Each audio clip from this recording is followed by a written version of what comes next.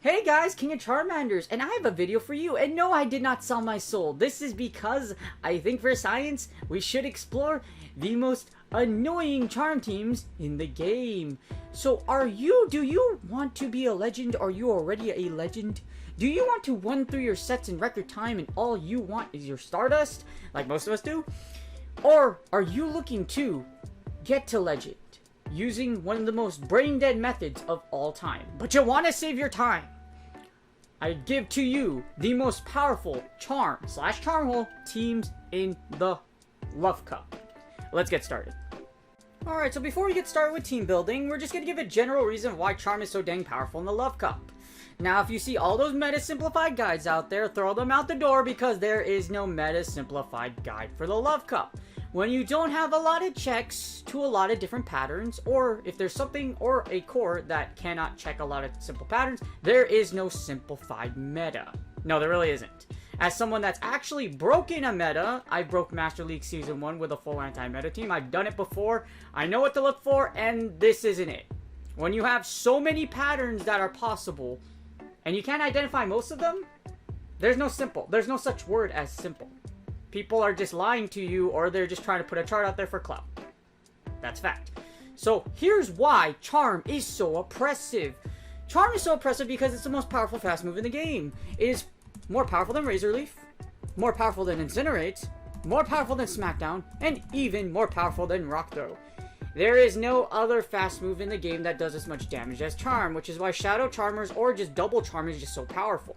If you look at the rankings for the Love Cup, this is the safest meta Charmers have ever been in, because Charmers are insanely powerful attackers. As you see here, they do a lot of damage. And the thing about it is in all these Pokemon here, Clefable and Wigglytuff in the 2-Shield can beat all of these Pokemon right here. Clefable and Wigglytuff are the only two Pokemon that can actually run through most of the top 10 with 2 shields. So it's very, very oppressive and very, very annoying. But it works advantage to you if you create a very effective team or if you line up correctly with it.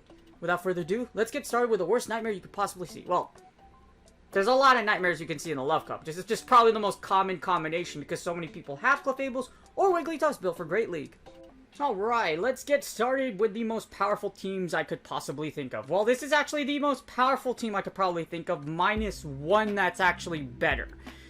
Well, I think is better. So here is Alola Double Charm. This is the Big Fish Double Charmer strat. So, well, all of these are going to have Double Charm because you're looking to charm everything down. But this one's probably the safest one. As you see here, it has an insane amount of coverage, decent bulk, well, actually good bulk, good safety and good consistency. Because Alola is such a giant tank, combining it with these two mons is really good. Especially if you're able to catch, per se, a Charizard, or one of those, like, if they're trying to use, like, Steel/Bug in the lead, then Alola catches it really well. Along with that, Wigglytuff and Clefable can actually run through a lot of things in the 2-Shield, like I mentioned before. So you can safe switch into one of your Charmers, sack one of your Charmers, and farm the Pokemon in the back with a Alola, and then finish it off with Clefable. Now, the reason why you want to sacrifice either Clefable or Wigglytuff, it really just depends how you feel of doing. Wigglytuff has more bulk versus the two, so Wigglytuff is likely going to survive longer, so you can get an Ice Beam or a Play Rough through to whatever's in front of you. So that's basically it. As you see here, your weaknesses are as how, well, this is the meta. So as you see, again, you do very well against the meta.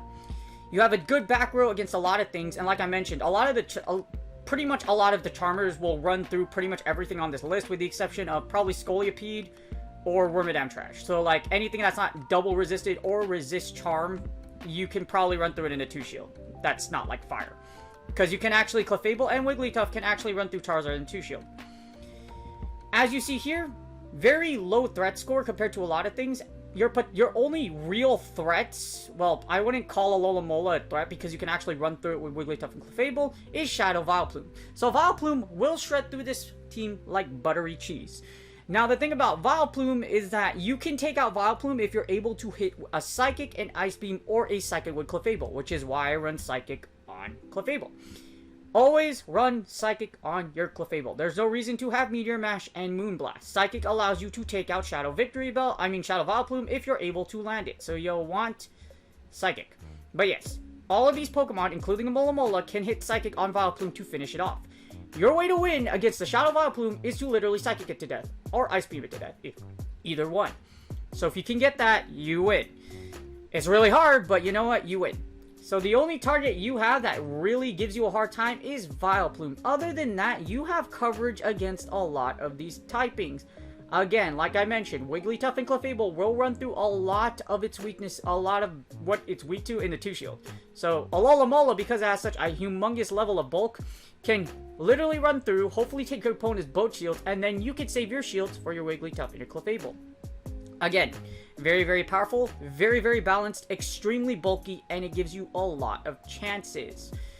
Again, if you lose lead with Alola, switch into Wigglytuff or Clefable, whichever you feel like, preferably Wigglytuff, and then break your shield, send Alola into farm with Waterfall, break more shields, and then save your 2 shields for Clefable to finish. Ideally, you want to have Clefable with 2 shields and your opponent with no shields in the closer if you can get to that. If you can get to that point. But as you see, extremely powerful, extremely balanced. And like I said, this is probably the most powerful variation of the double charm team you will find with something in the lead. Alright, so team number 2 is Death by Tap Tap. As you see here, we got Crustle lead with Wigglytuff and Clefable in the back. Again, Psychic Clefable. Yeah, I have Psychic Clefable. Now, the reason you have Crustle in the lead is because what are people usually going to lead with to catch Charmers? They're going to lead with Steel Bug, or they're going to lead with Poison, or they're going to lead with Charizard or a Fire type. If you catch the biggest weakness to Wigglytuff and Clefable in the lead, then you can just pretty much run them over with your Charmers. As you see, this team doesn't really have great stats, but it's going to have consistent damage output. Now, there's a reason that, it has consistent damage output. Not a lot of bulk. Well, that's very relative depending on what you face, just because Wigglytuff is pretty bulky, but again, it's pretty good across the board, and it does consistent damage. Now, if you look over here, there is one big wailing weakness in the meta, which is Alola. The thing about this team is that you can run over Alola with Wigglytuff and Clefable in the 2-shield. However, Crustle doesn't do too well against it. However, it does do well against Charizard. It takes out Electrode, Licky, Slowking, Slowbro, etc. And again, if they have fighters on their team, you cover in the back with your Charmers. Now, the reason why this team is actually very, very powerful is because, like I mentioned, the only thing that actually checks you in the lead really hard is actually Alola. So if they don't have Fishy in the lead, you actually run through a lot of leads. As you see here, you beat Vileplume and Shadow Vileplume with Crustle. You also beat Scolipede, so all the poison typings, the steel and bug typings that are your anti-meta to Wigglytuff and Clefable, and you beat them in you beat basically everything these two are weak against. Well, most of everything. And then you can save your shields for Clefable. Now, this team is incredibly risky. This team basically forces you to RPS your opponent. Well, not really RPS that hard, but, you know, double charm strats, you either win hard or lose hard. And in this situation, this is where you play rock, paper, scissors really hard. Well, this is probably the hardest win-lose team, to be honest with you. Just because it is a tap-tap team. The reason why Crustle is more effective than Mad Cargo or, say, Shadow Vileplume is because, like I mentioned here before, it actually beats most of the anti-meta picks that Wigglytuff and Clefable would be weak against. So if you catch him in the lead, that's great. If you don't catch him in the lead and they're in the back locked in Clefable and Wigglytuff, you're going to lose anyways. So, like I said, Crustle is very powerful. If you do have one, it actually does very well against the meta, minus Alola. Alright, so the third team I'm featuring is probably the most powerful variation, to be honest. This if you have Lickitung XL, the keyword is if. Because if you are one of those crazy players out there that play this game like non-stop and you have so much rare candy that you don't know what to do with it, you can throw it all into your Lickitung, make it into an XL, and if you do, it's actually the strongest double charm team created. Period. There's nothing that really matches it. Now, as you see here, its coverage and bulk aren't as good as the Alomomola team. However, there's a specific reason why this is the most powerful team. Very safe and consistent, and the only thing it lacks is the coverage feature. However, the reason why this core, or this like trio, is so powerful, Lickitung beats practically the entire elemental table. In other words, it beats Alomomola, it beats Charizard, and Electrode, which is like the big three of elements. You beat all three of them with Lickitung XL. You probably won't see Scrafty a lot. Well, you likely won't see Scrafty a lot. And you likely won't see Chansey or Churm Sunny in the lead. You might see Wigglytuff, but that's your biggest weakness. As you see here, you beat everything else in the lead. Lickitung XL is very, very powerful and extremely safe. And because of that, your only threats are Talonflame, Chansey, Magmar, Darmanitan, Standard. 4 Pokemon you probably won't see in the lead very often. And Porygon 2, which you probably won't see that either. But because this has the most unlikely patterns you will encounter, Lickitung XL is the most powerful pair with Clefable and Wigglytuff. Again, yeah, probably don't have one, but if you do, it is insanely powerful, and this is in fact the most powerful team with Charm. Because of its coverage, and like I mentioned, it has like the most unlikely encounters you can think of. Yeah, it's so good. You beat the Bug Double Steel types, you beat Vileplume, and you beat Fire types. You beat all the Fire types with Lickitung XL. Because you just body slam everything to death. You even beat Magcargo because Lick / body slam is just so oppressive, and because Lickitung XL is so thick. Well, actually, you're gonna power whip things because it does neutral damage. But yeah, it's insanely powerful. And like I said, this team if you have this is the most powerful charm team. Period. Yes, its threat score doesn't reflect, but how, like I mentioned, because of your unlikeliness to encounter all the threats, as well as Lickitung's coverage, it protects Clefable and Wigglytuff more than any other Pokemon you would put in combination with it. Strongest team, if you have it, use it. It will serve you very well. Alright, for Team 4, I have the budget team. What I mean by budget, the least amount of Stardust you can make. Now, here's the thing. It's going to use Charizard Double Charm, but there's a reason why Charizard Double Charm is actually really bad. So before I go into like the team itself or what you can sub for, like because if you don't have Blast Burn Charizard, you can use Overheat. You don't have to use it. Blast Burn is because everything here does so much damage, it's not likely you're gonna get a Blast Burn off unless you have Wing Attack.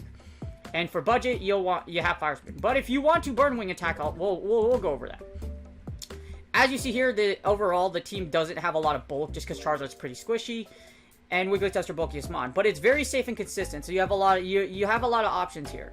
Now the reason why it's not that great is because of Alomomola and Electrode. Not only that, Magcargo and Crustle. Magcargo and Crustle ain't bad. If you have a Charizard versus these three, it's going to suck a lot because Charizard loses against a lot of possible leads, which is Alomomola, Electrode. It even loses to Scrafty. Well, you probably won't see Scrafty that much, but Milotic, Magcargo, Crustle, Slowking, Slowbro. So a lot of like water archetypes, you lose against all the water archetypes. And you can't two-sheet your way through to victory. Your threats, as you see here, you even lose to other fire types because if you run, well, it depends which variation. So if you run Fire Spin, this is what you're weak against. You're weak against the entire water core, other fire types because they resist your Fire Spin. And you don't have a lot of alignment here against all of them. Because Clefable and Wigglytuff, if you can't save shields for both of them, you won't beat most of the fire meta. So, not extremely safe. It does have a very nice threat score, though. So, if you don't have a Charizard with Blast Burn, you can use this one. You can use Overheat. Like I mentioned before, you're not likely going to use Blast Burn that much. If you overheat through shields, you can run through a lot of things. This has a little bit lower of a threat score just because you can nuke things.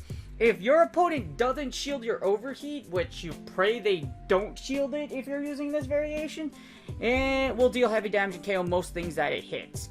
Keyword is most. It probably won't KO Alomomola or Milotic, but it probably KO most of everything else. Most. Or leave it nearly dead. So that's a variation you could use. Ideally, you want wing attack. If you have wing attack, here's what happens.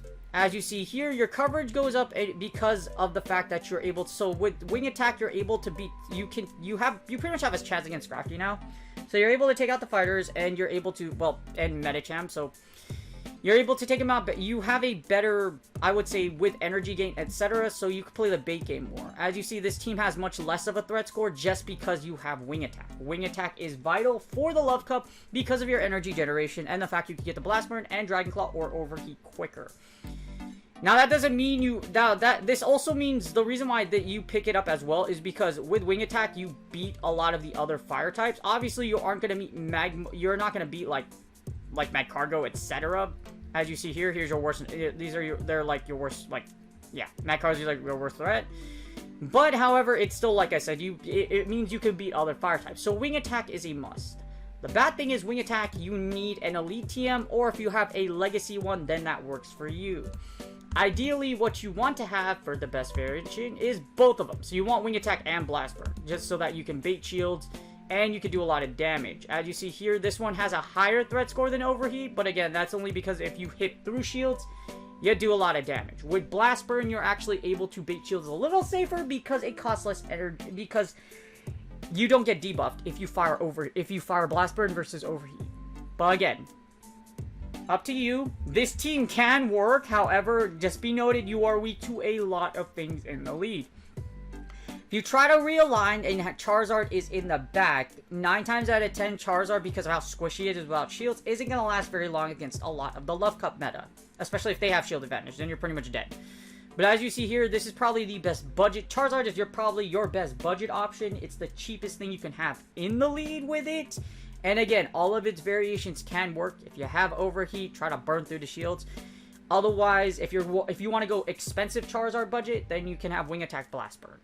So you can only burn 1 or 2, like, you can only burn, like, likely you'll burn 1 or 2 Elite TMs, which isn't really worth it. I don't recommend doing that, but, like, if you want to run the budget one, Fire Spin, Overheat, Dragon Claw does work. Alright, and the final one, well, this basically isn't anything fancy, but this is basically just using the Charmer in the lead versus the back row. Now, I don't recommend you throw your Charmer in the lead. If you do plan on doing it, however, you want to put Wigglytuff in front. If they have a Snorlax in the lead or something like that, Wigglytuff does resist Lick. So, because of that, Wigglytuff does well against, like I say, those little things, those, probably like, that specific pattern. But, other than that, Wigglytuff or your Charmer in the 2-shield, you can run through your opponent in the 2-shield if you can. Now, this features a Alomola or whatever you want as a safe switch. And the reason I wouldn't really recommend this form where you put the Charmer in front for one specific reason. Let's say they have Shadow Vileplume in the lead. And then you switch out of it. And then they have 2 Charmers in the lead, so they beat Alomola. Well, you're pretty much, it's an auto loss anyway, so it really doesn't matter too much in that scenario. But you can do it this way. You can have the Charmer in the lead, Alomola and Clefable in the back, and use Alomola as a safe switch. That way, you don't completely lose your, well, it kind of, like, it'll happen the same way. It's just, if you're more comfortable with having your Charmer in the lead to break shields, you can do it this way, too. With Alomola as your safe switch, as I mentioned, or another Pokemon, and then you can have Clefable in the back. But you want Wigglytuff in the lead. As you see, still the same stats as Team 1, just because it has the same components.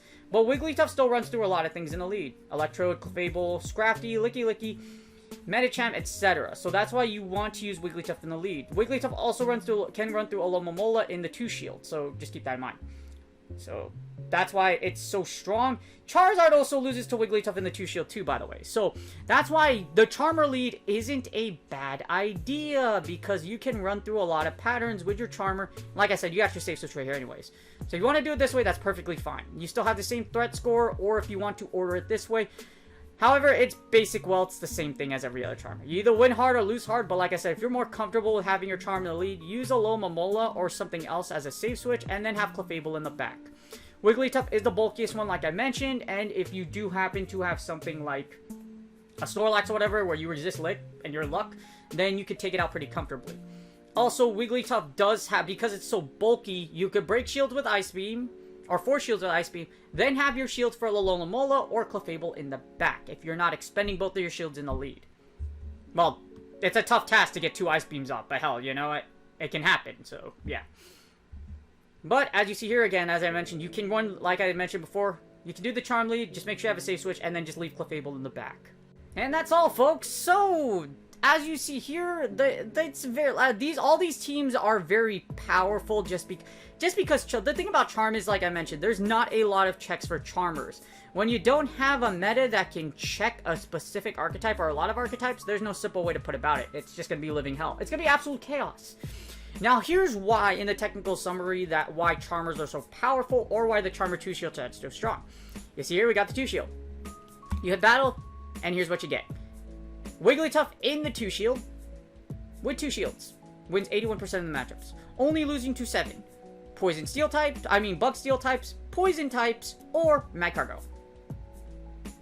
Wigglytuff 2 shield can run through a lot of fire types, including a Alomomola in the 2 shield, and all the, pretty much, like, everything bulky in the 2 shield, including a Alomomola. With only 7 weaknesses. If you can annihilate what's in the lead pattern, if you can annihilate the lead pattern, and yeah, your Charmers are very, very, very safe. Same thing with Clefable. Here's Clefable's matchups. 2 shields, guess what? It wins 87% of their matchups. The only extra loss you get is actually to Wigglytuff itself, just because Wigglytuff is bulkier than Clefable. But this is why the Charmers are so powerful, and that's why if you want to run through your sets and get a lot of W's, if you just by the prayer of alignment, double Charmers is just so powerful and just super oppressive. Now, you can even run, like, some kind of fancy thing where you have, like, you can run really fancy, so you can run 1 Charmer in the back, but you don't want to run Shadow Vileplume and double Charm. There's a reason why I didn't feature, because, like, this is probably an idea some person had. Shadow Vileplume, Razor Leafer, and just go full tap with Shadow Vileplume. You don't want to do this because you lose not only is your threat score really high, you lose against a lot of lead patterns, including Charizard, which is actually pretty cheap and you can see around a lot. You'll lose to both the Virus Spin and the Wing Attack one. That's why you don't want to do Shadow Vileplume to catch. You're basically putting Shadow Vileplume in the lead to catch Charmers. And you only basically win if you catch the Charmer. Because, Charmers and a Alomomola, etc. But as you see, you just lose to so many fire things. They have 1 fire type or 1 poison type. You are in a lot of trouble. Or the steel bug types. So don't do this. Don't do the whole, like, you can do triple tap, but like I mentioned, do the Crustal version because it's actually a lot safer than Vileplume. Unless you really want to just be an absolute douchebag and use Shadow Vileplume just in hopes that you catch someone. But if you want to catch W's, use the other teams I mentioned here.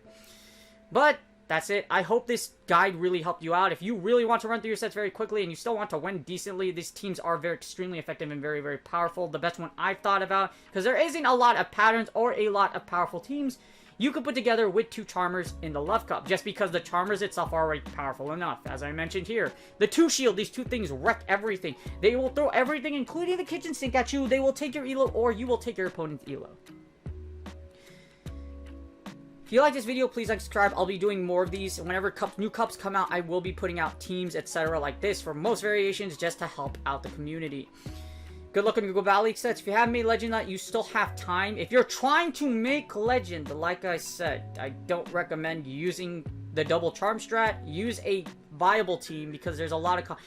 Look at my video below for the top teams in the Love Cup that I've generated if you are looking to win consistently.